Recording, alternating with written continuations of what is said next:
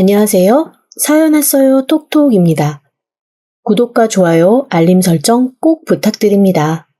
그럼 오늘의 이야기 시작해 보겠습니다. 지금도 몹시 피곤한 날이면 그날의 광경이 꿈으로 펼쳐집니다. 아니 왜 꼭 어디론가 급하게 도망을 가야 할 때 날씨는 항상 그렇게 궂은 걸까요?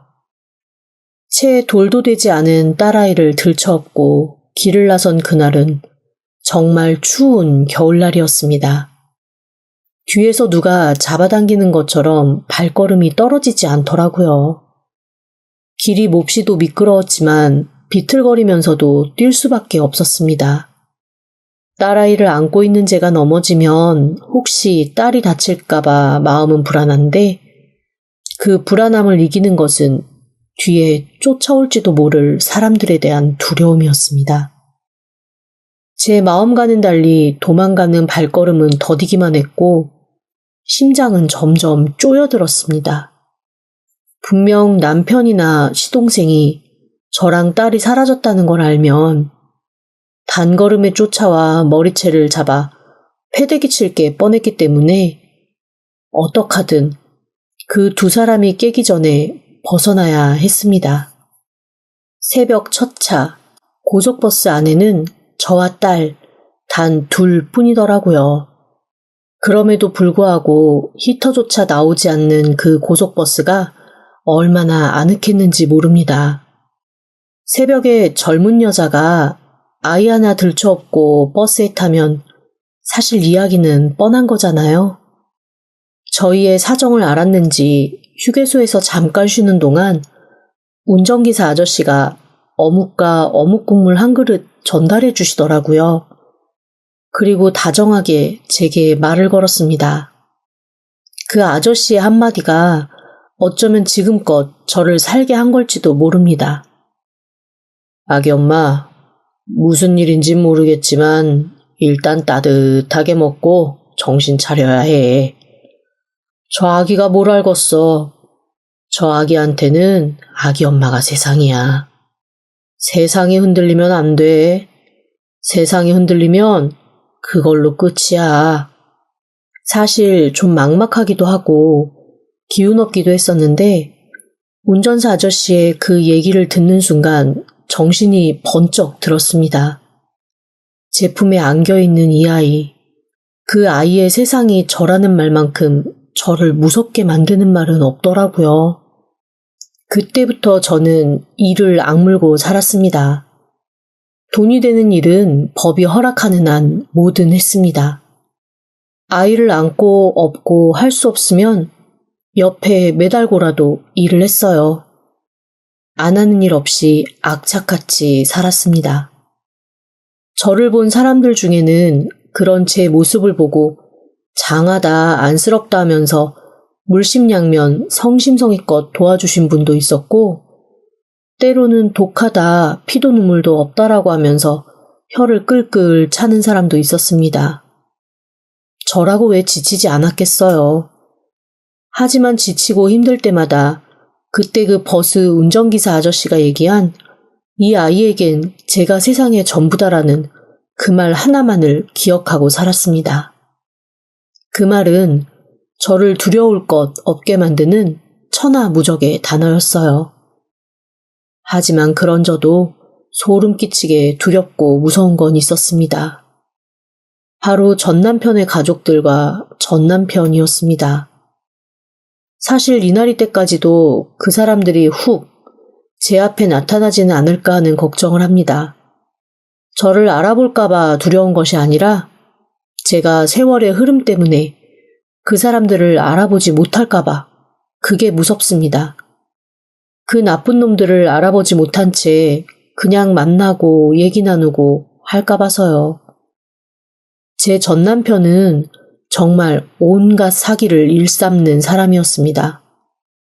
물론 집안끼리 서로 혼담이 오가서 결혼을 할 때까지는 그런 사람이라는 걸 몰랐지요. 결혼을 하고 나서야 이 식구들이 아주 조직적으로 움직이며 사기를 치는 집단이라는 걸 알았습니다. 시어머니는 찻집을 하신다고 했지만 아가씨들이 술을 파는 술집을 하고 계셨고요. 그 안에서 은밀하게 불법적인 거래도 종종 하는 것 같았습니다. 제가 결혼한 지 1년 만에 그 가게에서 칼부림이 일어나 사람이 죽어나가고 시어머니도 자취를 감췄거든요. 동네 사람들이 수군거린 얘기로 짐작하건대 아마 불법 도박판을 설계하고 판을 짜주는 사람이었던 것 같더라고요. 남편과 시아버지는 자기 엄마, 아내가 그런 일을 했다는 걸 전혀 몰랐다며 시침 뚝 뗐지만 제가 볼 땐 완전히 가족들이 조직적으로 움직인 것 같았습니다. 바로 가게를 정리하고 그 근처에 또 다른 가게를 하나 냈는데 한 번도 장사를 하는 건 본 적이 없고 저녁이 되면 불이 켜지곤 했거든요. 찜닭집이지만 닭이 없는 찜닭집이 밤부터 새벽까지 늘 환하게 불이 켜져 있고 남편과 시아버지가 늘 그 가게에 나가 있는데 어떻게 모르는 일이겠어요. 나중에는 혹시 시어머니도 이용만 당하다가 이 사람들에 의해 잘못된 게 아닐까 하는 생각마저 들었습니다. 시어머니가 사라진 후 시아버지의 신경질과 짜증은 극에 달하기 시작했습니다. 원래부터 인격이 좋은 분은 아니었고 늘 술에 쩔어 계시는 분이었지만 그나마 돈을 벌어오던 시어머니가 사라진 후 좀 더 표독스러워졌다고 할까요? 아니면 악해졌다고 할까요? 어쨌건 가치 있는 것조차 힘들 정도로 사람이 거칠어지기 시작했습니다. 그나마 남편이라도 있으면 남편이 한 번씩 시아버지한테 대들면서 조금 기세를 누르곤 했는데 남편이 며칠씩 집을 비울 때면 시아버지의 그 모든 신경질과 짜증은 고스란히 저를 향했습니다. 하지만 불처럼 쏟아내는 시아버지보다 더 함께 살기 힘들었던 사람은 바로 남편과 10살 이상 차이 나는 시동생이었어요. 제가 시집을 갔을 때 막 고등학생이 되었던 시동생은 몹시 우울하고 침울한 사람이었습니다. 자세한 얘기는 남편도 해주지 않았지만 아버님이 밖에서 낳아오신 아들 같았어요. 어머님하고도 별로 사이가 안 좋았고 남편하고도 그다지 사이가 좋지 않았습니다. 저 역시 시동생이 편하지는 않았습니다. 우선 그 시동생의 눈빛이 참 싫었습니다. 너구리 같기도 하고 쥐 같기도 하고 뱀 같기도 한 뭔가 깨끗하지 않고 상대방을 위아래로 훑어내리는 눈. 음흉하게 쳐다보는 듯한 그런 눈빛이 너무 소름 끼쳤거든요. 그래서 시동생이 저를 빤히 볼 때면 마치 제가 시동생 앞에 발가벗고 있는 느낌마저 들 정도였습니다. 그런 뱀 같은 눈빛의 시동생이 싫어서 남편한테 저를 혼자 집에 두고 어디론가 가지 말아달라는 부탁을 하곤 했어요. 그런데 참 지금 생각해보면 그것도 남편이라고 제가 믿고 그런 얘기를 했던 거였더라고요. 사실 남편은 저한테 조금도 도움이 되는 사람이 아니었습니다. 나중에 알았지만 그 집에서 제일 전과가 많고 제일 나쁜 사람이 저희 남편이었더라고요. 저희 시어머니가 도박판 설계 마담 정도였고 저희 시아버지는 그냥 술주정꾼의 신경질쟁이였지만 제 남편은 아주 본격적으로 사람들의 등을 쳐먹고 다니는 못된 사기꾼이었던 겁니다. 남편을 찾아오는 사람들이 점점 이상하다는 것을 깨닫기 시작한 건 결혼 2년차쯤 되었을 때 제 뱃속에 아이가 하나 자라고 있을 때 즈음이었습니다. 처음 임신을 했다고 했을 때도 남편은 그닥 반가워하지 않았어요. 괜히 입 하나 더 생기는 거지. 굳이 아이 낳아서 뭐하냐? 쓸데없이 애만 생겼네. 처음 남편이 임신 소식을 듣고 한 말이었습니다. 그 얘기를 듣고 제가 얼마나 상처를 크게 받았는지 모릅니다. 살이 분별 없는 짐승도 자기 새끼가 나오면 예뻐서 멍하게 쳐다본다는데 어쩜 사람이라는 작자가 이런 식으로 반응할 수 있을까 싶은 마음에 몹시 서운했습니다. 그때부터 저는 굉장히 외로운 임신 기간을 견뎌야 했어요. 제가 임신을 하고 나자 남편은 대놓고 외도를 하기 시작했습니다. 물론 그 전에도 술 먹으면서 옆에 여자 끼고 앉아있고 심심치 않게 다른 여자 만나고 다니는 건 알고 있었지만 그래도 임신을 하고 나면 조금 가정적으로 변할 거라는 기대를 했거든요. 하지만 참 제가 헛된 바램을 가지고 있었던 거였더라고요. 남편은 조금도 그럴 생각이 없는 사람이었고 오히려 제가 아기를 가졌다는 걸 빌미로 더 밖으로 나돌기 시작했습니다. 그렇다고 시아버지와 시동생이 저를 챙겨주는 것도 아니었어요. 특히 시동생은 얘의 그 번들번들한 눈으로 저의 부른 배를 음흉하게 쳐다보곤 했습니다. 눈빛으로 겁탈당하는 듯한 느낌을 혹시 받아보신 적이 있을까요? 저는 고등학생인 시동생을 볼 때마다 매번 그런 느낌을 받아야만 했어요. 그래도 아이를 낳고 가정을 유지하고 싶다는 생각을 강하게 했던 이유는 제가 친정을 일찍 잃어서였을지도 모르겠습니다. 제가 이 남편과 결혼을 하게 된 것은 부모님 때문이었습니다. 저희 부모님이 몹시 건강이 안 좋으셨는데 제가 외동딸이었거든요. 당신들이 살아계실 때 그래도 저에게 의지할 만한 남편과 가족을 만들어주고 싶어서 급하게 소개받아 이 집과 사돈을 맺었던 거였습니다. 나름 딸 자식 보내면서 유언하는 심정으로 재산도 꽤 넉넉히 주셨던 걸로 알고 있거든요. 처음 한두 달은 그 재산 때문이었는지 저한테 꽤 친절하게 하던 시댁 식구들이 어머니 아버지가 차례대로 결혼 1년 되지 않아 돌아가신 후부터는 저를 천덕꾸러기, 하녀 취급을 하기 시작했습니다. 서러웠지만 참 부모 없이 외로운 거 그거 참 슬픈 일이더라고요. 아무한테도 말할 사람 없고 기댈 사람 없다는 게 그렇게 서러운 일이라는 걸 저는 결혼 1년 차에 뼈저리게 느끼고 말았습니다. 그래서 가족이라는 희망, 결국 헛된 희망이었지만 그 희망을 놓지 않고 끝까지 그 집에 붙어 있었던 걸지도 모르겠어요. 뱃속에 있는 내 아이에게만은 그래도 가정의 울타리를 꾸며주고 싶었거든요. 그런데 저의 이런 꿈도 아이가 1살이 채 되기도 전에 산산조각이 나고 말았습니다. 남편이 피투성이가 돼서 집에 굴러 들어오듯 들어온 어느 날이었습니다. 너무 놀라서 손에 들고 있는 그릇을 떨어뜨릴 정도였어요. 당신 왜 이래요? 왜 이렇게 피투성이에요?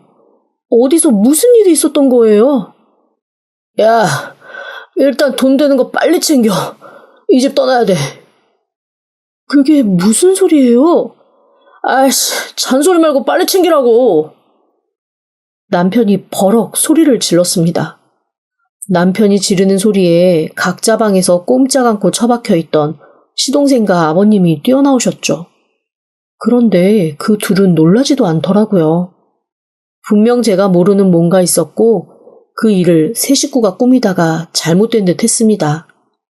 시동생이 험한 욕과 함께 자기 형한테 버럭버럭 소리를 지르기 시작했습니다. 아이씨, 너 혼자서 움직이다 망친 거야? 내가 가만히 있으라고 했지? 야, 이 자식아, 시끄러. 내가 널 믿고 기다릴 수만은 없잖아. 야, 어쨌건 우리 여기 있다간 다 죽어. 빨리 짐 싸. 당장 튀어야 돼. 저는 아이를 업고 멍하게 서 있었고 남자 셋은 준비라도 했던 듯 분주하게 필요한 것들만 챙긴 가방을 들고 차례대로 집 밖으로 뛰쳐나가기 시작했습니다. 여보, 나는요. 아, 몰라. 여기 있던 피하던 네가 알아서 해. 남편은 그렇게 저와 딸아이를 버려두고 시아버지, 시동생과 함께 주렐랑을 쳐버리고 말았습니다. 그리고 3시간 뒤 저는 남편이 왜 그렇게 뒤도 돌아보지 않고 도망을 쳤는지 알게 되었어요. 정말 온몸에 그림을 잔뜩 그려넣은 무시무시한 사람이 10명 넘게 저희 집으로 뛰어들어와 남편과 시동생을 찾더라고요. 저는 아무것도 모른다. 몇 시간 전에 짐 싸서 말없이 뛰어나갔다라고 얘기를 했습니다. 그러자 그중 대장인 것 같은 사람 하나가 제 딸아이를 휙 뺏어서 품에 안는 겁니다. 제가 눈이 뒤집혀서 달려들어 딸아이를 달라고 소리소리를 질렀습니다. 그러자 그 사람이 이렇게 얘기하더라고요. 네 남편이 나타나기 전까지 애는 내 볼모야. 아니, 남편이 무슨 짓을 했길래요. 대체 그 사람이 무슨 짓을 했길래 딸을 데려가시는 거예요. 걔는 아무 잘못이 없어요. 저는 아무것도 모른다고요. 어쨌건 그 새끼 핏줄일 거 아니야. 자기 핏줄 귀한 건 알겠지. 아이 태어난 후로 단 한 번도 안아준 적도 없는 사람이에요. 그 아이 데리고 가봐야 눈도 꿈쩍 안 할 거라고요. 제 말에 아이를 안았던 그 사람 표정이 살짝 흔들리더라고요. 이 기회를 놓치면 정말로 영영 딸아이를 뺏길 것만 같아 무릎을 꿇고 빌기 시작했습니다. 어떡하든 남편이 집에 들어오게 할게요. 들어오게 한 후에 제가 연락을 드릴게요. 아이만은 건드리지 마세요. 그 사람이 눈을 희번덕하며 저에게 묻더라고요. 정말로? 네 남편이 집에 들어오게 만들 수 있어? 네, 어떡하든 집에 들어오게 만들게요. 아이만은 건드리지 마세요. 제발요. 손이 발이 되게 비는 제 얼굴을 보고 그 남자가 아이를 제 품에 안겼습니다. 그리고 이렇게 중얼거리더라고요. 이 빌어먹을 자식, 지 새끼랑 마누라랑 이렇게 두고 가는 새끼가 있네. 하긴 그 돈을 들고 튄 놈인데 지 마누라랑 자식새끼 귀한 줄 알겠어? 그 소리에 제가 귀가 번쩍 뜨였습니다. 남편이 돈을 들고 도망갔다고요? 놀라서 묻는 제게 그 남자가 정말 한심하다는 얼굴로 저를 보고 이렇게 얘기하더라고요.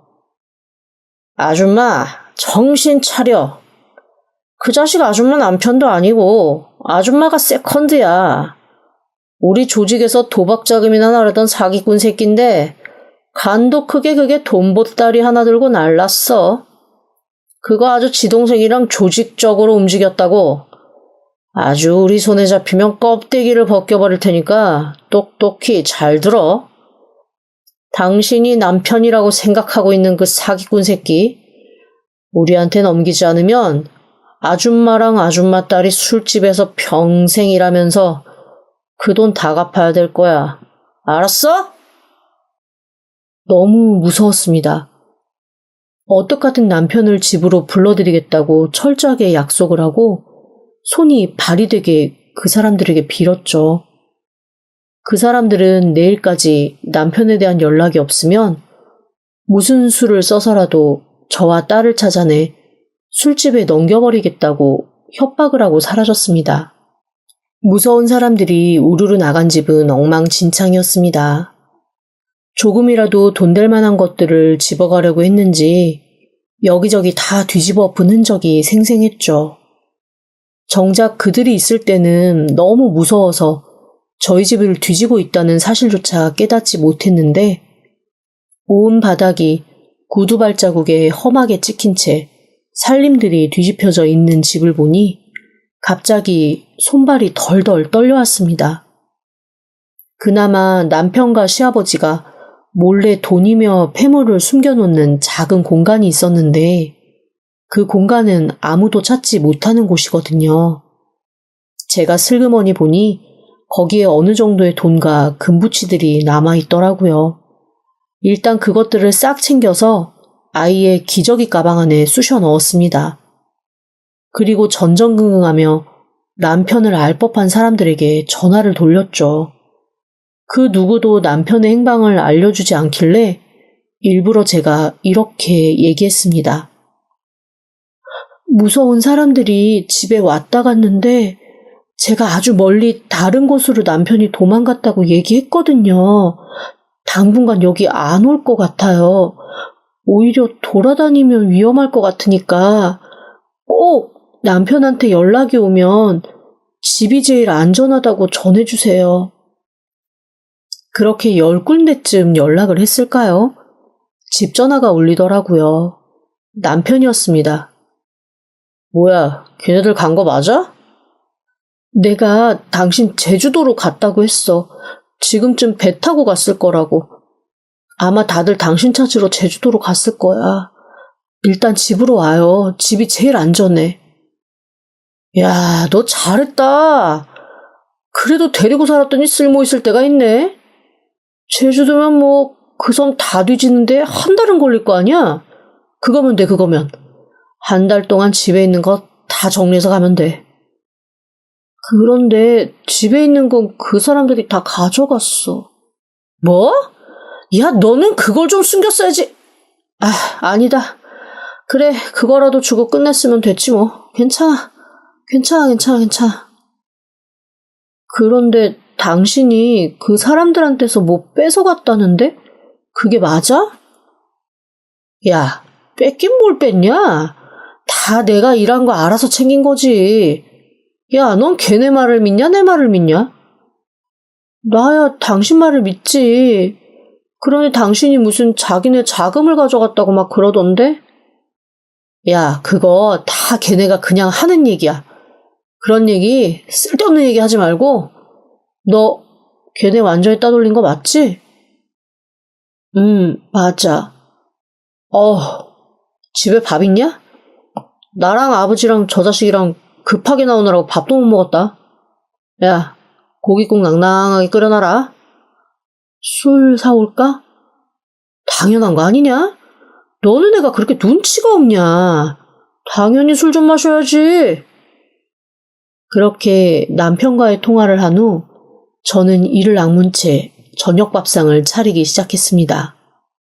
정육점에 가서 고기도 든든하게 끊어오고 남편과 시아버지 그리고 시동생이 모두 좋아하는 독한 소주도 가득 샀습니다. 그렇게 상을 차리고 있자니 세 사람이 아무렇지도 않게 평범한 얼굴로 들어오더라고요. 그런데 남편이 저를 위아래로 훑어보더니 글쎄 이렇게 얘기하는 거예요. 뭐야? 멀쩡하네? 그놈들이 갖고 놀았을 줄 알았는데? 너 혹시 걔네한테 협조하겠다고 했냐? 너를 이렇게 그냥 뒀을 리가 없는데? 세상에 소름이 끼쳤습니다. 그 말인즉슨 제가 그들에게 겁탈을 당하거나 뭔가 잘못된 일을 당할 줄 알면서도 저와 딸을 두고 도망갔다는 거잖아요. 분노가 치밀어 올랐지만 일단 꾹 참기로 했습니다. 아니야, 아이를 안고 있으니까 못 건드리더라고. 아, 그래? 그럴 놈들이 아닌데. 앞으로 걔네들 만날 일 있으면 애를 안고 만나야겠네. 야, 너 애 잘났다. 아주 쓸모있겠어. 어이가 없었습니다. 그래도 아빠라는 사람이 어쩜 자기 딸의 존재를 그렇게밖에 생각을 안 할 수가 있는지. 몸이 부들부들 떨렸지만 군소리 않고 세 사람의 밥상과 술상을 차려내기 시작했습니다. 뭔가 잘 따돌렸다고 생각했는지 아주 부어라 마셔라 미성년자인 시동생까지 신나게 먹고 마시더라고요. 그러더니 곧 세 사람은 바로 골아 떨어졌습니다. 저는 세 사람이 골아 떨어진 걸 확인하고 바로 남편을 찾아왔던 그 무서운 사람들에게 연락을 했습니다. 지금 집에서 다들 술 먹고 뻗어 있어요. 우리 아주머니 약속 잘 지키시네. 저랑 딸은 안 건드리시는 거죠? 아, 그럼 우리가 또 그런 약속은 지켜요. 우리는 깡패지 사기꾼은 아니야. 깡패는 의리가 있고 약속은 지키거든. 근데 사기꾼은 그런 걸 안 해서 우리가 싫어하는 거야. 걱정하지 마. 아줌마랑 딸은 우리가 절대 건드리지 않을 테니까. 험한 꼴 보지 말고 지금 당장 집 나가서 도망이나 가쇼. 아, 그리고 이놈들이 아줌마 찾아 보복할 일은 없을 거니까 걱정하지 말고 살고. 그렇게 세 남자가 술에 취해 뻗어 있는 동안 저는 무작정 아이를 안고 도망을 나왔습니다. 버스 정류장에서 가장 멀리 가는 버스표를 끊은 후 무작정 내린 곳은 참 쓸쓸한 시골이었지요.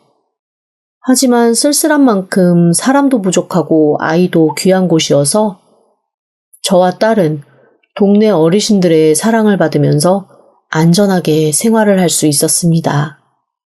단 한 번도 사람의 정을 느끼지도 못했고 누군가에게 보살핌 받는다는 느낌도 없었는데 그곳에서는 그런 느낌을 가득 받을 수 있었어요.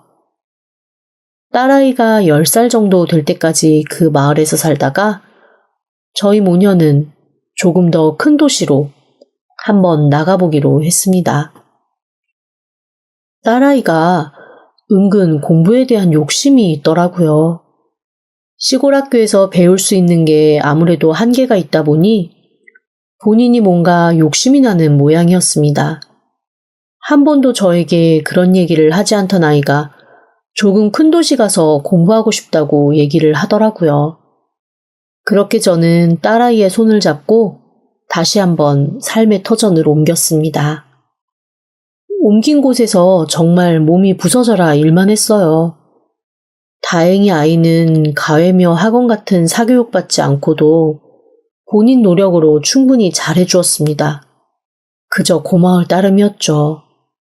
아이가 가지고 오는 성적표가 저의 훈장이 되었고 그걸 볼 때마다 으쓱으쓱 잠을 안 자도 피곤한 줄 모르고 밥을 안 먹어도 배고픈 줄 모를 정도로 자랑스러웠습니다.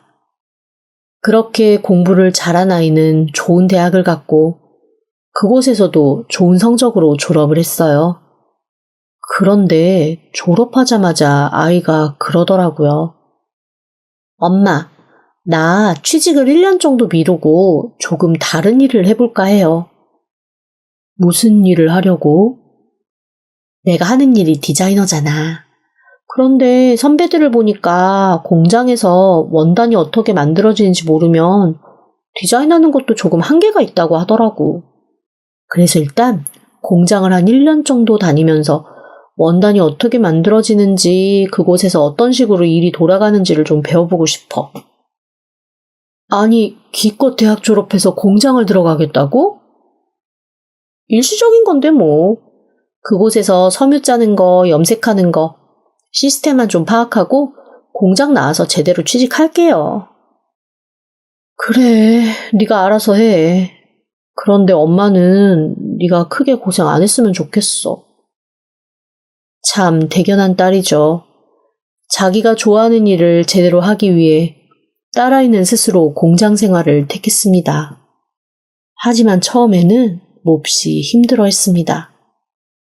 아무래도 대학 다니면서 만났던 철없고 해맑은 친구들과는 다른 현실적이고 생활력 강한 사람들이 있는 곳이니까요. 엄마, 같이 일하는 분들은 너무 좋은데 공장에서 우리한테 일을 지시하는 사람들이 있거든? 그 사람들은 말을 한 번도 곱게 하는 적이 없어. 딸에게 뭐라고 말을 해줘야 될지 몰라서 그냥 제가 생각한 거, 겪은 거를 얘기해주는 수밖에는 없었습니다. 공장이 조금만 방심하면 큰 사고가 나는 곳이잖아. 그러니까 좀 엄하게 사람들한테 할 수밖에 없는 걸 수도 있어. 그렇지 않으면 금방 사고가 나니까. 아무리 그래도 그렇지 너무 거칠어. 조금 힘들어. 너 힘들면 바로 그만둬야 돼. 알았지? 응. 그래도 나는 목표가 있으니까 배울 만큼은 배워볼래요. 사실 제가 걱정된 건 다른 거였습니다. 저도 공장 다녀봐서 알잖아요. 저 같은 아줌마가 공장에서 일하면 다들 별로 관심도 안 보이는데 젊고 예쁜 아이가 왔다 갔다 하면 여자들은 시기 질투를 하고 남자들은 이상하게 눈독을 들이기가 쉽거든요. 저도 공장에서 몇 번 경험을 한 바가 있고요. 오죽하면 나이 들어 살이 붙고 주름이 생기면서 좋은 거 딱 하나가 쓸데없이 추근덕거리는 무서운 사람들이 없어지는 거라는 생각을 했을 정도니까요. 아니나 다를까 몇 달 뒤 딸이 몹시 심각한 얼굴로 이렇게 얘기했습니다. 엄마, 나 아무래도 공장을 그만둬야 될 것 같아. 왜? 1년은 버틴다고 하더니. 아니, 우리 공장 직원은 아닌데 우리 공장에 실을 납품해주는 회사 직원이 있거든? 직급은 좀 있는 것 같은데 사람이 좀 무서워. 근데 언젠가부터 자꾸만 공장에 와서 나한테 차 마시자 그러고 같이 나가서 밥 한번 먹자고 그러는데 나 그거 너무 싫고 무섭거든. 얘, 너 당장 그만둬. 엄마가 그런 거 걱정했어, 안 그래도. 지난번에 나 휴가 내고 공장 안 나갔었잖아. 그 사람이 와서 나 막 찾고 사람들한테 전화번호 알려달라고 그리고 그래서 공장장이 내 전화번호 알려줬대. 미친 거 아니니? 아니 개인정보를 왜 알려줘? 그 다음부터 계속 전화 오고 나 너무 무서워. 전화 안 받으면 막 화내고 나 공장 그만둬야 되겠지? 당연히 그만둬야지. 당장 내일부터 그만둬. 그런데 그 다음날 딸이 와서 울상이 된 얼굴로 저한테 그러더라고요. 공장장이 일손도 부족한데 이런 식으로 갑자기 나가면 어떡하냐고. 무조건 이번 달 말까지는 일을 하라고 했다는 겁니다. 그래서 딸이 사정이 생겼다며 일을 못할 것 같다라고 했더니 오만 나쁜 말을 다 하면서 책임감이 없다는 둥 이딴 식으로 할 거면 받아주지도 않았다는 둥 아주 딸을 들었다 놨다 한 모양이에요. 어쩔 수 없이 20일 정도 되는 기간 동안 더 일을 해주고 그만두기로 했다며 안절부절 못하더라고요. 그렇게 딸은 도살장 끌려가는 소 같은 모습으로 공장을 나가기 시작했습니다. 그런데 하루가 지나고 이틀이 지날수록 딸 얼굴이 점점 어두워지는 거예요. 이거는 분명히 무슨 일이 있다 싶어서 딸을 붙들어다 앉혀놓고 꼬치꼬치 캐물었습니다. 그랬더니 딸이 갑자기 눈물을 터뜨리면서 어이없는 말을 하더라고요. 글쎄, 그 실 납품한다는 사람이 딸이 그만둔다는 얘기를 듣고는 공장장한테 딸이 공장을 그만두면 자기네가 원사며 염색연료 납품하는 걸 다 끊어버리겠다고 했다는 겁니다. 그러니 공장장은 당장 딸이 공장을 그만두면서 손해를 보게 생겼으니 딸한테 그만둘 수 없다. 그만두면 자기네가 받은 손해를 다 너한테 물겠다라고 협박 비슷한 말을 한 모양이었습니다. 아니 이게 무슨 조선시대도 아니고 사람 하나 들고 나는 걸로 물건을 주겠다 안 주겠다 하는 게 말이나 됩니까? 너무 어이가 없더라고요. 그러면서 그 사람이 딸한테 이렇게 얘기했다는 겁니다. 나랑 데이트 좀 하고 내 여자친구는 옆에 있으면 공장 안 나가도 충분히 잘 살 수 있는데 왜 자꾸 피해? 튕기는 거야? 너무 튕기면 재미없어. 제가 너무 어이가 없어서 아니 그런 협박이 좋아하는 사람한테 할 짓이냐며 그런 놈은 말도 섞지 말라고 버럭 소리를 질렀습니다. 그러자 딸이 자기도 그러고 싶다고 너무 무서운 사람이라고 나이도 많은데 대체 왜 그러는지 모르겠다고 펑펑 울더라고요. 제가 그동안 전투력이 좀 세졌거든요. 여자 혼자서 딸 하나 곱게 키우려면 어지간한 전투력으로는 살아남지 못하는 게 이 세상이더라고요. 그놈을 어떻게 해야 되나 고민하기 시작했습니다. 딸한테 꼬치꼬치 물었어요. 어떻게 생긴 사람이냐고요. 그랬더니 딸이 하는 얘기가 눈이 뱀처럼 무서운 사람인데 자기보다 거의 15살? 17살? 그 정도 많은 것 같다고 하는 겁니다. 나이도 많고 너무 무서운 인상이라 같은 공간에 있는 것도 싫은데 자꾸만 딸한테 추근덕거리면서 희롱하고 사귀자 그러고 그런 말을 한다는 거예요. 그리고 공장 사람들 앞에서 공공연하게 자기가 이 여자를 여자친구로 점 찍었으니 누구든 건드리면 가만두지 않겠다고 이상한 말까지 해서 공장에서도 다른 사람들이 딸을 피하면서 수근수근 거린다는 겁니다. 이거는 안 되겠다 싶었습니다. 그래서 다음날 제가 딸과 함께 공장을 찾았습니다. 얼마나 지났을까요? 공장 안으로 다 낡은 트럭 한 대가 탈탈탈 거리면서 들어오더라고요. 딱 봐도 아주 오래된 낡은 트럭이었습니다.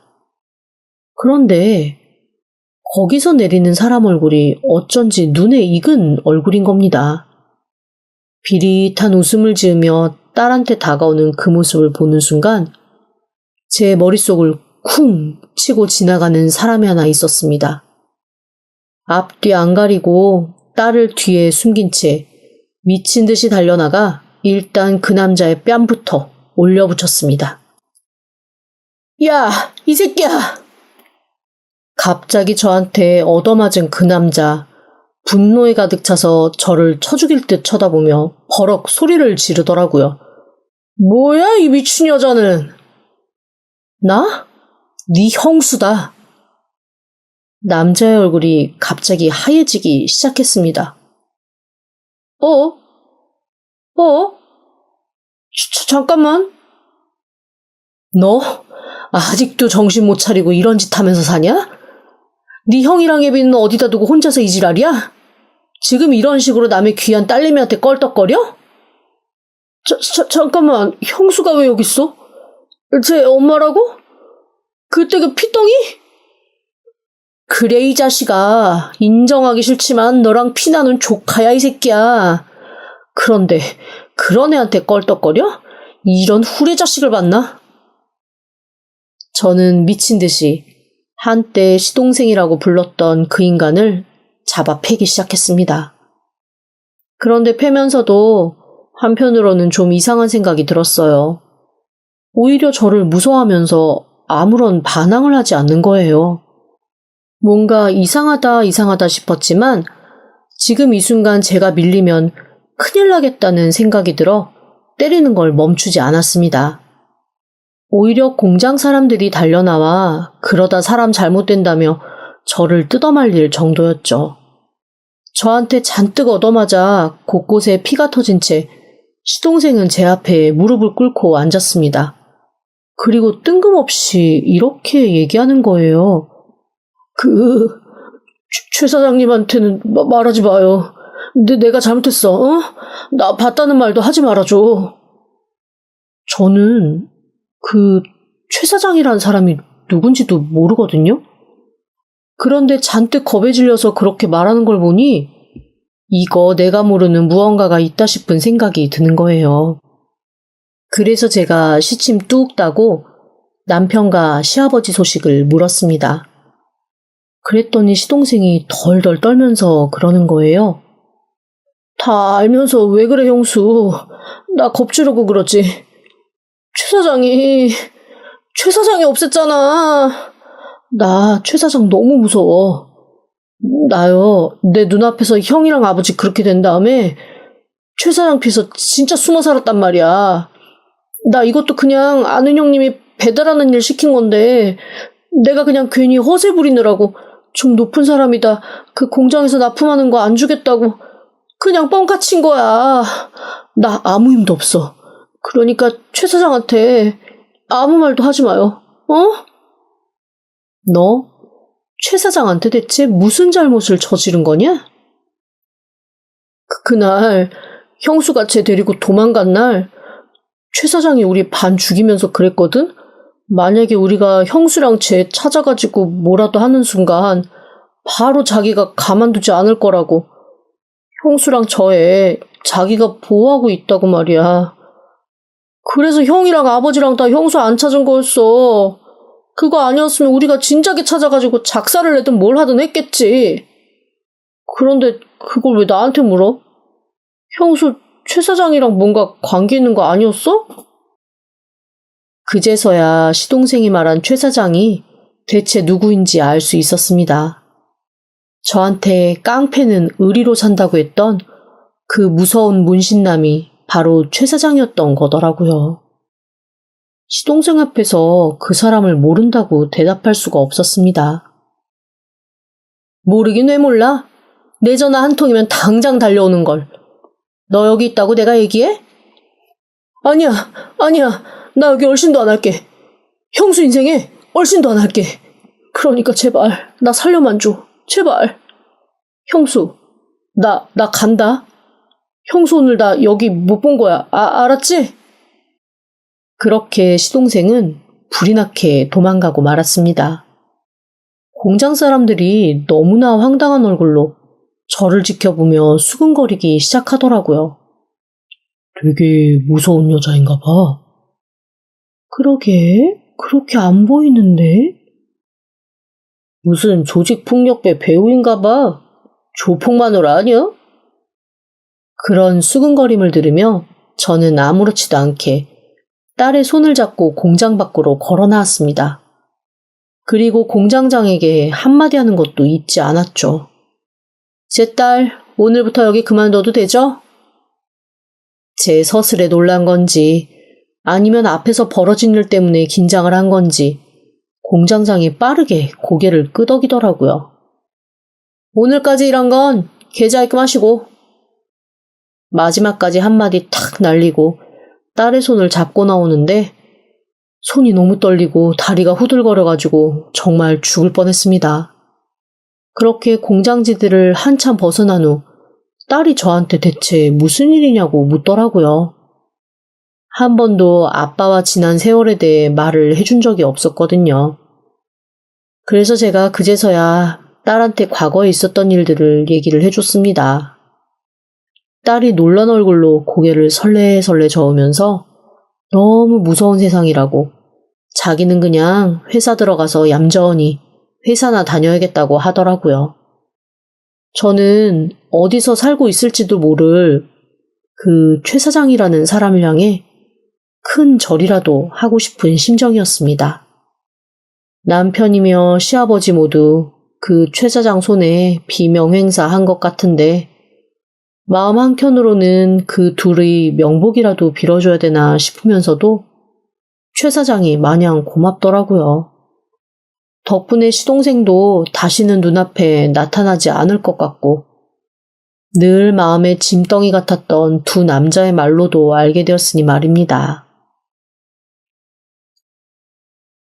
지금까지 들어주셔서 감사합니다. 구독과 좋아요, 알림 신청은 사연 왔어요 톡톡에게 큰 힘이 됩니다. 지금 바로 구독 부탁드립니다. 그럼 다음 사연으로 또 찾아오겠습니다. 감사합니다. 안녕하세요. 사연 왔어요 톡톡입니다. 구독과 좋아요, 알림 설정 꼭 부탁드립니다. 그럼 오늘의 이야기 시작해 보겠습니다. 유난히 혈액형이나 별자리에 집착하는 사람들이 있지요. 제가 본 사람 중 최고는 제 시누이입니다. 남편보다 6살이 많은 시누이는 결혼도 하지 않고 혼자 사는데 딱히 하는 일도 없습니다. 처음 만났을 때부터 좀 특이하기는 했어요. 나름 남편의 누나라서 잔뜩 긴장하고 나간 자리였는데 딱 제 혈액형부터 물어보더라고요. 혈액형이 뭐예요? 저요? AB형이요. 그날 대화는 그걸로 끝이었습니다. 사실 혈액형을 말하고 나면 그 이후에 이어지는 대화는 비슷하거든요.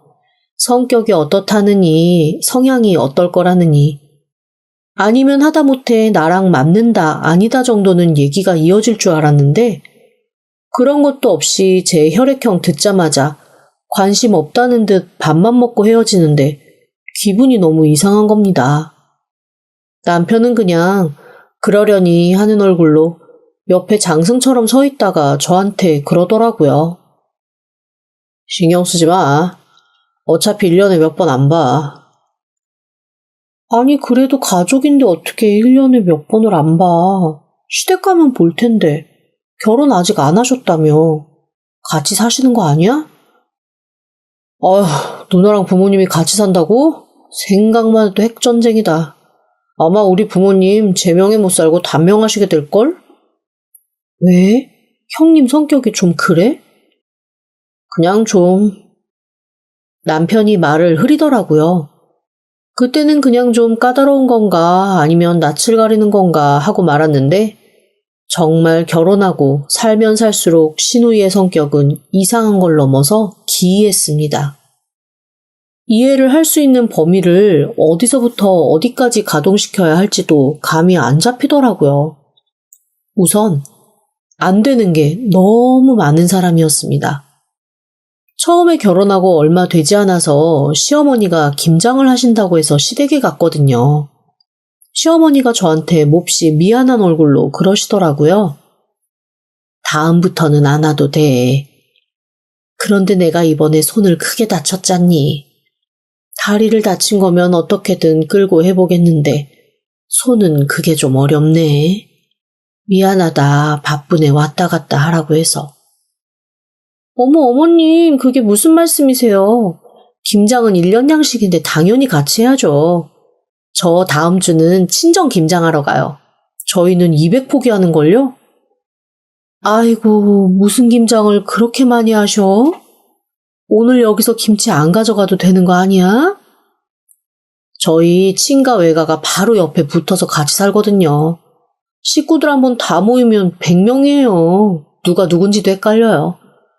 그리고 저 이번에는 어머님 김치 가져갈 거라 친정에는 제 거 없어도 된다고 했는데요. 아유, 그래도 시어머니가 좀 애매한 표정으로 말끝을 흐리시더라고요. 그래서 혹시 제가 요즘 사람들처럼 시댁 가는 거 싫어하고 식구들 모이는 거 부담스러워한다고 생각하시는 건가 싶어서 마음이 좀 불편해졌습니다. 그런데 저는 사실 친가 외가가 한 집에 같이 살았던 좀 특이한 성장 과정을 가지고 있거든요. 엄마랑 아빠가 한 동네에서 친구처럼 자라신 데다가 친할머니, 외할머니가 엄청 친한 여고 동창이어서 바로 담 하나 사이에 두고 친가랑 외가가 같이 있었습니다. 지금도 그렇게 살고 계시고요.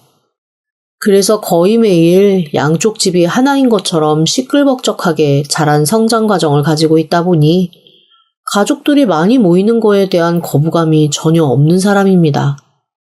그래서 제가 시어머니한테 주절주절 부연 설명을 했습니다. 어머니, 저는 가족들 모이는 거 좋아해요. 100명 이하면 이제는 별로 부담스럽지도 않아요. 그랬더니 시어머니가 그러시는 겁니다. 아니야. 그래도 필요할 때만 오는 게 피차 편하지. 너무 자주 보고 정들면 나중에 뭐 거절해야 할 일 생길 때 거절하기도 힘들고 여튼 사람이 너무 가까워지면 이래저래 불편하고 복잡해지는 게 많아지더라. 사실 그때는 시어머니가 오히려 저한테 거리를 두시는 것 같아서 좀 서운하더라고요.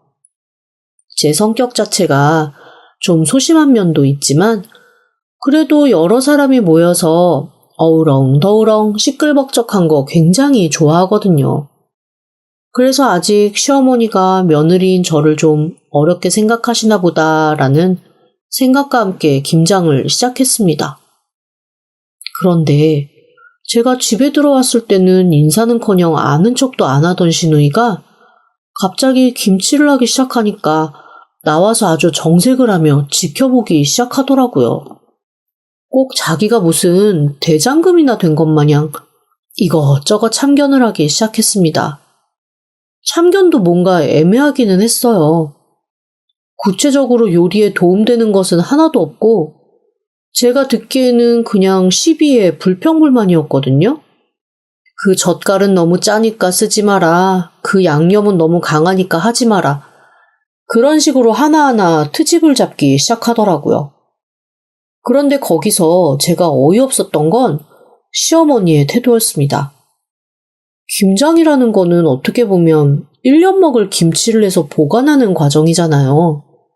그럼 당연히 재료만 오며 제일 좋은 것들로 정성껏 마련해서 그 집 레시피대로 담그기 마련인데 시어머니가 글쎄 시누이의 말을 다 들어주는 겁니다. 결국 준비한 김장 재료는 절반도 쓰지 못하고 희멀겋고 맛없고 배추도 채 절여지지 않아 빳빳하게 서 있는 굉장히 이상한 김치가 되고 말았어요. 그런데 그거를 시어머니가 아무 말 없이 그대로 김치냉장고로 집어넣으시더라고요. 제가 나중에 시어머니에게 슬그머니 여쭤봤습니다. 어머님, 왜 형님 말을 그냥 다 받아들이세요?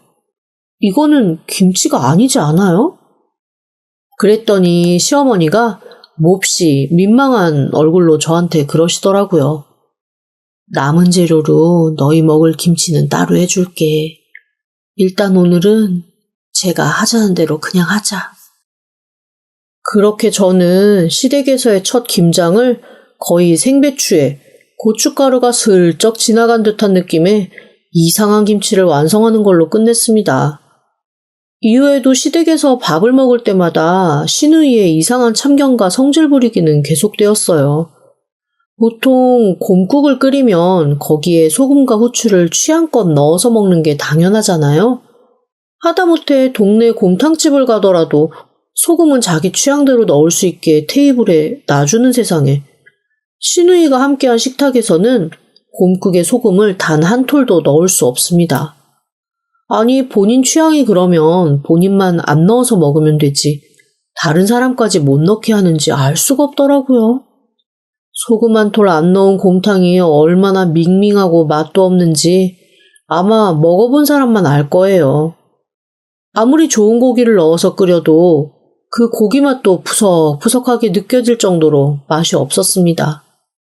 처음에는 짠 거를 굉장히 싫어하나 보다라고 생각을 했는데 아니 또 앉아가지고 주워 먹는 과자를 보면 엄청 짠 것만 먹거든요. 소금으로 범벅이 된 것 같은 감자칩이라던가 소금이 위에 솔솔 뿌려진 빵 이런 건 또 엄청 좋아합니다. 그런데 그것도 식구들 앞에서 대놓고 먹지도 않아요. 무슨 초등학생처럼 혼자 숨어서 몰래 입에다가 우겨놓고 우적우적 씹어 먹습니다.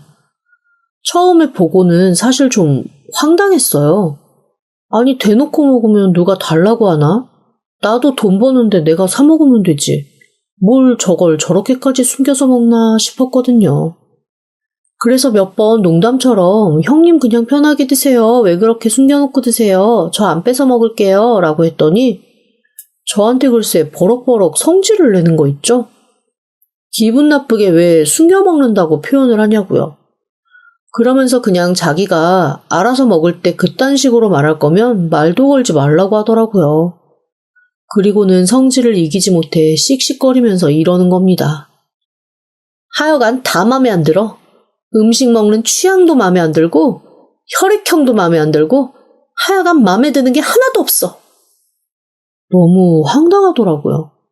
아니 일단 과자를 몰래 먹지 말라는 걸로 화가 난 거랑 음식 얘기까지는 이해가 됐습니다.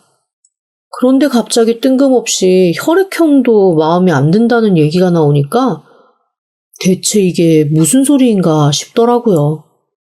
그래서 그날 남편한테 형님 좀 이상하시다고 왜 저렇게 내 혈액형에 집착하는지 모르겠다고 했더니 남편이 그냥 당황 반 포기 반 하여간 뭔가 표정에서 읽을 수 없는 애매한 빛을 띠더니 저한테 그러는 겁니다. 그냥 이해해. 앞으로 누나 일은 일절 신경 쓰지 마. 그때서야 뭔가 좀 이상한 느낌이 들었습니다. 아니 형님이 무슨 비밀이 있나 대체 왜 모든 식구들이 형님 말이면 저렇게 오냐 하고 형님이 하자는 거는 다 저렇게 군소리 없이 받아주는 것인지 영 이해가 안 되더라고요. 그렇게 형님에 대한 의아함만 쌓여가며 결혼 생활을 이어가던 중 결혼 3년 만에 저에게는 첫 아이가 생겼습니다. 사실 아이를 가지려고 노력을 했었는데 뭔가 생각보다는 좀 늦게 생긴 편이었거든요.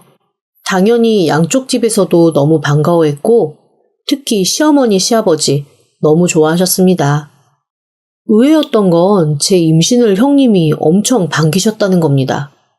사실 그동안 한참 어린 제가 결혼해서 시부모님 사랑받고 남편 사랑받으며 살고 있는 것, 그 자체를 좀 시기하는 기색이 느껴졌었거든요. 자기는 결혼도 못하고 혼자 늙어간다고 생각해서인지 사사건건 그런 느낌을 주는 행동과 말을 해서 좀 불편한 것도 없잖아 있었습니다. 시부모님이 그럴 때마다 더 제게 잘하시고 마음을 만져주셔서 그나마 넘어갈 수 있었지, 안 그랬으면 몇 번을 들이받아도 받았겠더라고요. 마음 한켠에 혹시 임신한 거 가지고도 시기 질투하는 기색을 보이면 어떡하지 하고 걱정을 했는데 웬걸 임신 소식을 듣자마자 시부모님보다 더 좋아하는 거 있죠? 그래서 속으로 쌀쌀맞고 좀 까다롭긴 해도 조카 사랑은 또 유난할 모양이다 라는 생각을 했습니다. 요즘에는 이모나 고모가 부모보다 더 잘한다는 말도 있잖아요. 저한테도 임신 기간 내내 얼마나 잘해주시는지 그동안 서운했던 마음이 싹 사라질 정도로 지극정성이었습니다. 그런데 아이가 딱 태어나자마자 글쎄 형님이 저한테 제일 먼저 물어보신 게 뭐였는 줄 아세요? 바로 혈액형이었습니다. 그리고 제 아이의 혈액형이 A형이라는 걸 듣자마자 형님 얼굴이 싸늘해지시더라고요. 정말 놀랍게도 임신 내내 우리 조카 하면서 제가 부담스러울 정도로 제 뱃속에 있는 아이를 예뻐해주던 형님은 아이의 혈액형을 들은 순간부터 없는 사람 취급을 하더라고요. 그게 엄청 서운했습니다. 물론 제 애니까 제가 가장 예뻐야 되는 게 맞지만 누군가가 내 애를, 그것도 가족이 예뻐해주지 않고 모른 척한다는 건 정말 큰 상처였습니다. 대체 그 형님이 왜 그러는지 알 도리가 없더라고요. 그래서 남편한테도 몇 번 형님 태도 때문에 너무 속상하다는 얘기를 했는데 그때마다 남편의 대답은 한결같았습니다. 신경 쓰지 말라는 거였죠. 하지만 정작 내 애가 모른 척 당하고 미움받는데 어떻게 신경을 안 써요. 신경을 안 쓸래야 안 쓸 수가 없었습니다. 일단 태도와 행동이 눈에 보이니 그때마다 상처받고 혹여 아이가 커서도 이런 취급을 받으면 아이에게는 어떻게 이해시키고 위로해야 할지도 막막하더라고요. 첫 아이를 어렵게 가져서 그런지 제 아이가 자기 고모한테 모른 척 당한다는 건 저한테 엄청 큰 상처였습니다. 그리고 그 상처는 제가 연년생으로 둘째를 임신했다는 사실을 알리면서 더 커지고 말았어요. 아니 지금 자기 눈앞에 있는 첫째도 관심 없는 그 사람이 제 뱃속에 둘째가 있다는 얘기를 듣자마자 돌변하는 겁니다. 갑자기 뱃속에 있는 아이한테 또 우리 조카 얼른 나와서 고모랑 놀자, 우리 조카 고모 보고 싶지 않니, 우리 조카 고모 목소리 뱃속에서부터 잘 들어 이러더라고요. 아니 너무 이상하지 않나요? 비록 아직 지각이 없어서 모르지만 만약에 둘째가 태어났는데 형님이 첫째와 둘째를 이런 식으로 티나게 차별이라도 하면 첫째가 얼마나 상처받겠어요. 그런 생각에 둘째를 예뻐해주는 그 모습도 고맙지가 않았습니다. 그리고 속으로 생각했죠. 이번에도 또 혈액형만 물어보고 관심 끊는 거 아니야? 아니야. 설마 그러겠어? 그러면 진짜 이상한 사람이지. 그런데 제 생각은 어김없이 맞아 떨어지고 말았습니다.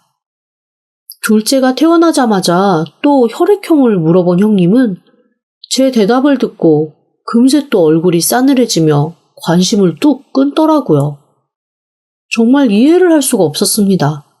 너무 이상하더라고요. 그렇게 제가 아이를 셋 낳을 동안 형님은 계속 뱃속에 있는 아이한테는 다시 없을 고모로 친절하게 오만 미사여구 가득한 말을 다 하다가 정작 아이가 태어나면 혈액형 물어보고 확 태도 바뀌는 걸 반복했습니다. 이쯤 되니 저 사람이 혈액형에 대한 맹신이 있나, 대체 왜 저렇게 혈액형에 집착을 하나라는 궁금증이 생기더라고요. 그래서 남편한테 한번 물어봤습니다. 대체 형님은 왜 저렇게 혈액형에 집착하는 거야? 그러자 남편이 살짝 당황하면서 말을 회피하더라고요. 몰라. 그냥 어렸을 때부터 그랬어. 뭐 자기가 뭔가 미신처럼 믿는 뭔가가 있나 보지 뭐. 그런데 남편이 그 말을 하는 표정이 어쩐지 석연치가 않았습니다. 뭔가 숨기는 게 있는 것 같은 거예요. 하지만 아무리 캐물어도 남편은 대답이 없고, 시부모님도 제가 농담 반 진담 반으로 형님이 아이 혈액형만 물어보고 그다음부턴 조카들을 제대로 쳐다봐주지 않아서 좀 서운하다는 얘기를 할 때마다 그냥 저보고 성격이 저러니 네가 이해하라는 말만 하고 넘어가시더라고요. 그러니 어디 가서 이유를 들을 수도 없고 더 물어볼 수도 없는 애매한 상황이었습니다. 그렇게 형님과 어쩐지 서먹한 관계로 지내던 어느 날 저는 또 임신을 했습니다. 제가 워낙 가족이 복닥복닥 많은 걸 좋아해서 아이도 많이 낳고 싶었거든요. 셋째와는 조금 터울이 나는 임신이었죠. 그랬더니 정말 수년간 저한테 싸느라고 조카들은 쳐다보지도 않던 형님이 갑자기 또 저에게 오만 친절을 다 베풀기 시작하는 겁니다. 또 시작된 우리 조카 타령에 제가 노이로제가 걸릴 지경이었어요. 아니나 다를까 또 아이를 낳자마자 시누이는 아이의 혈액형을 제게 물었습니다. 그리고 제 대답을 듣자마자 세상에 시누이가 펄펄 뛰면서 드디어 성공했다고, 드디어 맞는 애가 나왔다고 너무 좋아하는 거예요. 그래서 제가 너무 이상해서 대체 뭐가 맞는다는 거냐 그랬더니 시누이가 순간 당황하더니 얼버무리는 대답을 하더라고요. 그냥 내가 좋아하는 혈액형이 나와서 나도 너무 행복하네. 그래서 저는 속으로 이렇게 생각했습니다. 이 사람 진짜 너무 이상한 사람이다. 아니면 좀 미쳤나 보다. 혈액형이 같다는 거 하나만으로 저렇게까지 신나할 수 있나라는 생각이었죠. 아이는 모두 무럭무럭 잘 자라주었습니다. 제가 상상했던 것처럼 시끌벅적한 집에서 귀여운 막내 노릇을 하면서 말입니다. 제 걱정대로 시누이는 아이들에 대한 차별이 컸습니다. 오죽하면 첫째랑 둘째는 고모가 싫어서 할머니 댁 가기 싫다고 할 정도였어요. 막내에 대한 시누이의 집착은 상상을 초월했습니다. 누가 보면 자기가 낳았고 제가 하녀로 들어가 대신 애를 키워주는 줄 알 정도로 유난이었지요. 한 번은 아이가 밖에서 놀다가 다친 적이 있었거든요. 그래서 응급실 가서 기부스를 한 적이 있었습니다. 마침 그 주 주말에 시댁에 가기로 했는데 아이가 다쳤으니 이러저러해서 못 간다라는 연락을 당연히 드렸죠. 그런데 그 소식을 들었는지 다음 날 득달같이 시누이가 저희 집으로 쫓아온 겁니다. 제가 결혼하고 저희 집에 시누이가 온 적이 단 한 번도 없거든요. 오죽하면 집들이하고 시부모님이 오실 때도 시누이는 저희 집에 발걸음을 한 적이 없습니다. 그랬던 사람이 아이가 다쳤다는 소리를 듣고 득달같이 와서 아이가 기부스한 걸 보며 한 걱정을 하더라고요. 이거 괜찮아? 몸에 다른 이상 생기는 거 아니야? 아니, 뼈 다쳤을 때 먹는 약이 얼마나 독한데 신장하고 간에 얼마나 무리가 가는 줄 알아? 애를 대체 어떻게 보는 거야? 벌써부터 병원도 나들면 안 되는데. 아니, 어이가 없더라고요. 세상에 무슨 저를 대역죄인 취급을 하는 겁니다. 듣던 남편이 누나 그만 좀 해라. 조금 심하다라고 했더니 애 제대로 보지 않은 너희가 심한 거라며 오히려 아기처럼 달려드는 게 아니겠어요? 말이야 바른 말이지.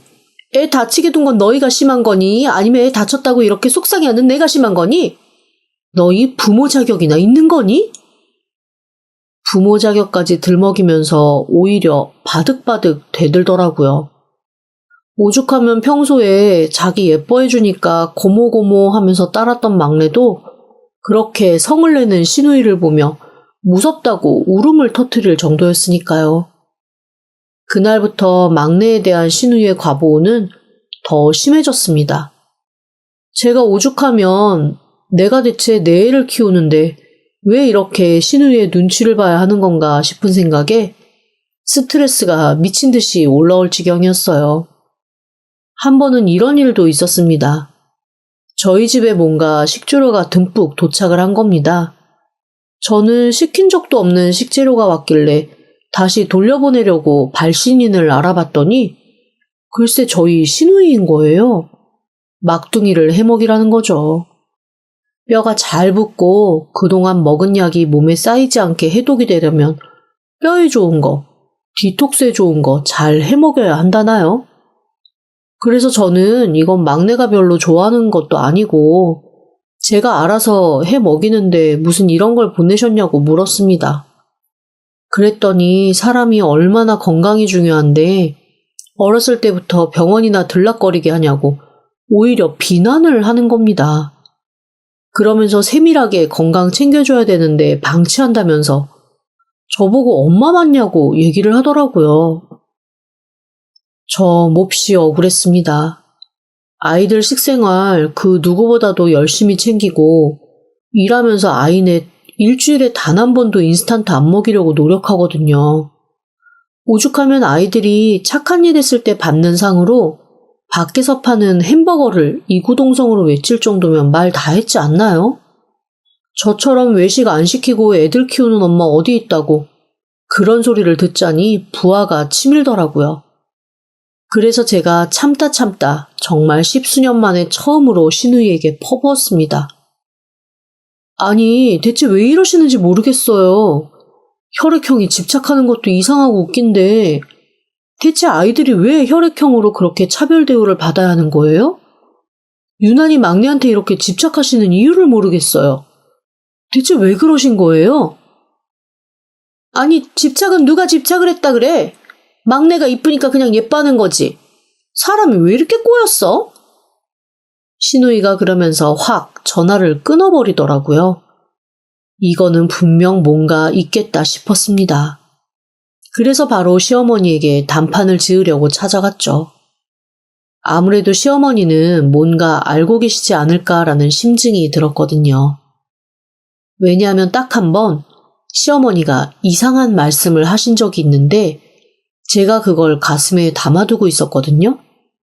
막내가 기부스를 하기 전이니까 한 4~5달 전입니다.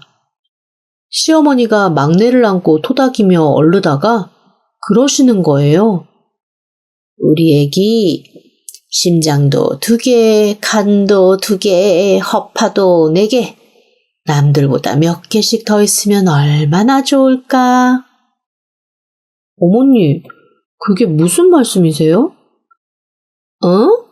아니, 남들 2배, 3배 건강했으면 좋겠다는 말이지. 얼마나 좋니, 여유분 가지고 살면. 그건 또 그렇네요. 쓸데없이 지방만 많지 않고 차라리 중요한 장기나 하나씩 더 있으면 필요할 때 꺼내 쓰기도 하고. 아유, 근데 얘 생각하니까 좀 징그럽다, 그치? 그러게요. 아유, 좀 그렇네요. 사실 그때는 그냥 농담처럼 한 말이었는데 어쩐지 그 말이 계속 맴도는 겁니다. 그래서 혹시나 싶어 시어머니에게 그때 그 얘기 하셨던 거랑 묶어서 알고 있는 것처럼 한번 미끼를 던졌죠. 처음에는 무슨 소리냐며 딱 잡아떼시더라고요. 거기서부터 확실히 이상하다는 확신이 왔습니다. 보통 정말 모르는 얘기를 할 때는 표정에서부터 모르는 얘기를 뒤집어 씌워 억울하다는 게 확 느껴지잖아요. 그런데 어머님은 그게 아니시더라고요. 알지만 확인해주지 않겠다는 느낌이 훨씬 더 강했습니다. 결국 그날 시어머니에게는 아무 말도 듣지 못했지만 제 마음속 의심은 점점 더 커져갔습니다. 퇴근하고 돌아온 남편을 잡았죠. 나 오늘 시어머니한테 다 듣고 왔어. 그런데 믿을 수가 없어서 당신한테 다시 확인하려고. 형님이 우리 막내한테 집착한 이유, 그게 진짜야? 엄마가 말을 했다고? 그럴 리가? 나한테 한번 이상한 말씀 하신 거 있거든? 그래서 내가 그거 걸고 넘어져서 꼬치꼬치 캐물었어. 말해주시더라. 그런데 내가 믿을 수가 없어서 당신한테 한 번 더 확인하는 거야. 말해봐. 진짜냐고. 그때도 말 실수한 거 들켰다고 엄청 전전긍긍 하시더니. 뭐야, 당신도 알고 있었어? 엄마가 그날 전화해서 혹시 당신이 물어보면 당신이 말 실수해서 그런 거니까 그렇게 알라고. 속으로 좀 어이가 없었습니다. 그러니까 정말 뭔가 있는 거고 자기네들끼리는 쉬쉬하면서 다 내통하고 있었다는 거잖아요. 이 기회를 놓치면 정말 큰일 날 것 같아서 더 강하게 나가기 시작했습니다. 당장 다 털어놔. 어머니 얘기가 진짜야? 진짜야. 그런데 아직 벌어진 일이 아니잖아. 없을 수도 있고. 그리고 꼭 주게 되라는 법도 없고. 대체 무슨 일이 벌어진다는 건지, 그리고 뭘 준다는 건지 알 수가 없더라고요. 그래서 대답 없이 가만히 남편을 째려보기만 했죠. 그랬더니 그게 제가 화가 나서 너무 어이가 없어서 그런 것인 줄 알고 바보 같은 남편이 자기 입으로 줄줄 처음부터 끝까지 불기 시작하더라고요. 어이없고 무섭고 기막힌 얘기에 다리가 다 덜덜 떨려왔습니다. 글쎄, 시누이가 언젠가 자기가 신장과 간을 이식받게 되는 날이 오면 제 아이의 것을 받으려고 작정한 거였습니다. 두나가 선천적으로 신장이랑 간이 안 좋아. 지금도 투석하고 있고 아무래도 약을 많이 먹고 하니까 간도 무리가 간 건지 언젠가부터 간도 안 좋아졌거든. 어렸을 때부터 몸이 안 좋으니 집에서 오냐오냐 하고. 그런데 집에서 누나랑 혈액형이 맞는 사람이 없거든. 제일 좋은 건 가족들이 이식을 해주는 건데. 사실 이식이 정해진 것도 아니야. 혼자서 괜히. 남편이 말이 끝나기도 전에 저는 폭발을 하고 말았습니다. 그제야 모든 정황이 이해가 되었죠. 그러니까 지금까지 시누이는 조카들을 조카로 본 게 아니라 자기한테 장기 이식을 해줄 수 있는 사람인지 아닌 사람인지로 본 겁니다. 그래서 자기와 똑같은 혈액형인 막내가 태어나자마자 그렇게 뛸 듯이 기뻐했던 거고요. 왜 막내한테 짠 거 못 먹게 했는지, 그렇게 막내 건강에만 유난히 집착을 했는지, 그리고 막내가 다쳤을 때 병원약 많이 먹으면 안 된다고 그런 걱정을 했는지 그제야 알겠더라고요. 막내를 볼 때마다 반질반질했던 그 눈빛이 사랑으로 가득 찬 고모의 눈빛이 아니라 나중에 자기한테 장기를 줘야 될 수도 있는 사람을 보는 번들번들한 욕심의 눈빛이었다는 걸 한 번에 깨닫게 된 거죠. 얼마나 화가 났는지 모릅니다. 아니요, 화가 났다는 말 그 말은 어울리지 않을 정도로 분노에 가득 찼습니다. 지금까지 그 모든 걸 숨겨온 남편과 시댁 식구들한테도 정말 너무너무 화가 나서 어쩔 줄을 모르겠더라고요. 손에 잡히는 대로 남편한테 집어던지고 살인마 공모 집단이라고 제가 버럭버럭 소리를 질렀습니다.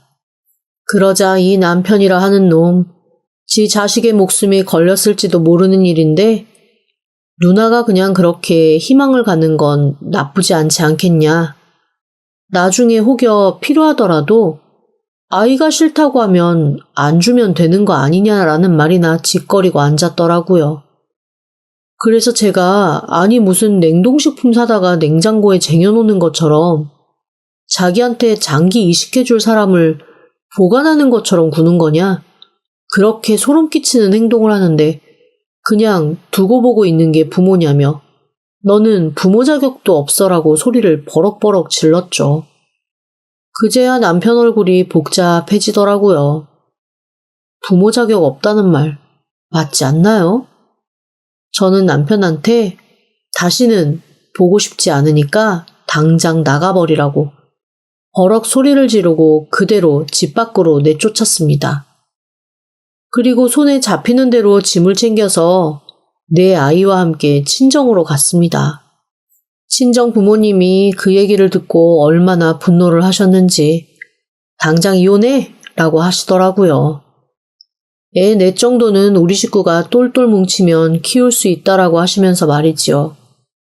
남편이 잘못 빌려고 친정 앞에 왔다가 저희 아버지한테 등짝 신나게 얻어맞고 엄마한테는 오만 욕을 다 먹고는 집으로 쫓겨났습니다. 더 소름 끼쳤던 건 시누이의 태도였습니다. 제가 모든 사실을 알았다는 걸 듣고 나서 저한테 정말 집요할 만큼 전화를 하더라고요. 그러면서 구구절절 엄청난 설명들을 문자로 보내기 시작했습니다. 자기가 정말로 아이한테 장기 이식을 받겠다는 게 아니라고 하더니 사람 일이라는 건 모르지 않냐고 여지를 남기는 거 있죠? 조카를 사랑하는 마음으로 대했던 진심은 의심하지 말라나요? 그리고 나중에 아이가 고모를 사랑해서 주겠다고 하면 그거는 자기가 거절하지 않을 거라는 별 말 같지도 않은 말까지. 제가 너무 어이가 없어서 제 아이의 몸에서 털끝 하나도 건드리지 못할 거고 만약에 이런 식으로 나오면 저는 이혼하고 아이와 함께 외국으로 떠버릴 거라는 말까지 했습니다. 그런데 시누이가 거기다 대고 뭐라 그러는 줄 아세요? 이혼을 해서 저랑 남편은 남남이 돼도 아이와 자기는 조카와 고모라는 뗄 수 없는 관계가 만들어진다나요? 정말 어이가 없고 오만정이 다 떨어지더라고요. 무슨 먹이를 보관한 늑대 무리들 마냥 제 아이를 그렇게 봤다는 것 자체가 등골 서늘하게 싫었습니다. 단 한순간도 더 같이 살 수 없다는 생각에 남편한테 이혼 요구를 했습니다. 남편은 당연히 펄펄 뛰었죠. 자기가 말을 안 한 건 잘못이지만 그게 이혼까지 할 만한 사항은 아니라는 거죠. 하지만 저는 단호했습니다. 절대적으로 이혼을 해서 내 아이, 내가 지키겠다는 입장이었거든요. 이혼하고 아이에 대한 양육권을 가져올 수 있다면 제 모든 것을 걸고 싸울 준비가 되어 있었습니다. 그런데 저희의 이 싸움은 정말 어이없게 마무리가 되고 말았습니다. 아이가 기부스를 풀 때 제가 피검사를 다시 요청을 했거든요. 그런데 아이의 혈액형이 저희가 알고 있는 것과 다른 거예요. 병원에서는 아주 간혹 신생아 때 체크한 혈액형이 다른 경우가 있다는 얘기를 하더라고요. 결국 제가 낳은 아이들은 사형제가 모두 똑같은 혈액형이었던 거죠. 그 얘기를 듣고 남편은 차라리 잘 되었다며 이제는 우리가 헤어질 일도 없고 싸울 일도 없지 않겠냐고 하더라고요. 그래서 제가 그랬습니다. 무슨 멍멍이 소리야? 물이 쏟아졌는데 다시 채웠다고 그 물이 안 쏟아진 게 되냐? 너는 이미 엎질러진 물이야. 애들한테 아빠 자격 없고 내 아이가 A형이건 B형이건 O형이건 AB형이건 어쨌건 네 아들 아니야. 저의 단호함에 남편 아무 말도 못하더라고요.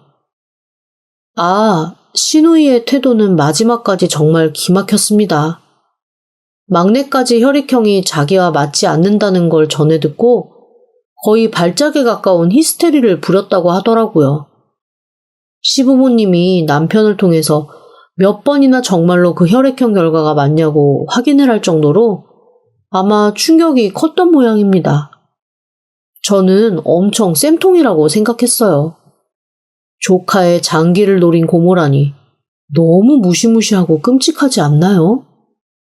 다시는 얼굴도 보고 싶지 않고 제 아이들에게 아예 고모라는 존재가 지워졌으면 좋겠습니다. 지금까지 들어주셔서 감사합니다. 구독과 좋아요, 알림 설정은 사연 왔어요 톡톡에게 큰 힘이 됩니다. 지금 바로 구독 부탁드립니다. 그럼 다음 사연으로 또 찾아오겠습니다. 감사합니다.